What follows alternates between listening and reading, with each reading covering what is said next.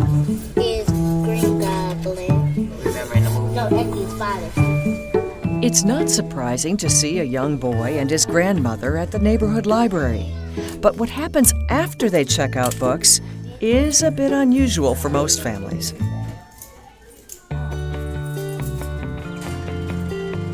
DeAndre and his grandmother, LaTanya Williams, simply walk upstairs to their home, one of 47 specially designed apartments for grand families.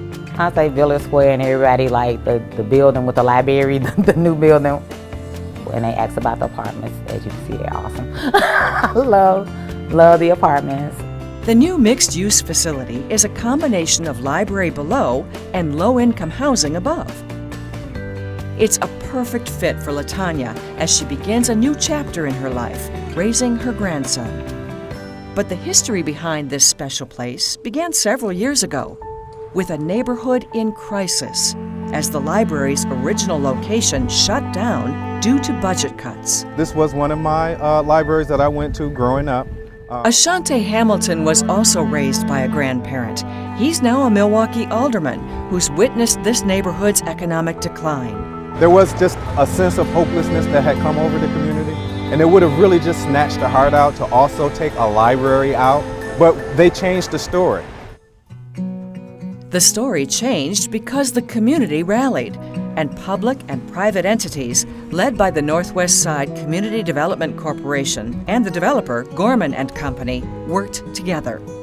They created a vision of something more than just a library, something that would also serve another need in the community: grand families. Someone's got to be brave enough to say, this is what we're going to do, this is how we're going to finance it.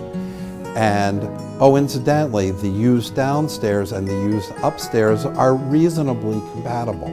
While the city committed funds for the library itself, Snyder's group still had to rally support for funding low-income housing upstairs. They could get a short-term construction loan from traditional lenders, but it's harder to find an institution to embrace the story of urban revitalization and write a permanent loan at the end of the $11 million project. If you don't have the takeout or the permanent funding or financing at the very end of the project, then no one else is going to have confidence in the beginning. And that's where IFF came in. IFF is a nonprofit financial institution with offices in Wisconsin that provides affordable lending to fellow nonprofits such as libraries, healthcare clinics, schools, and child care centers. IFF was important because they understood not-for-profits. They weren't afraid of the story.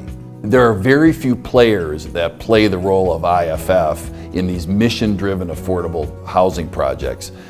There are not many in the marketplace, and if you don't have a lender like that, you don't have a project. It's as simple as that.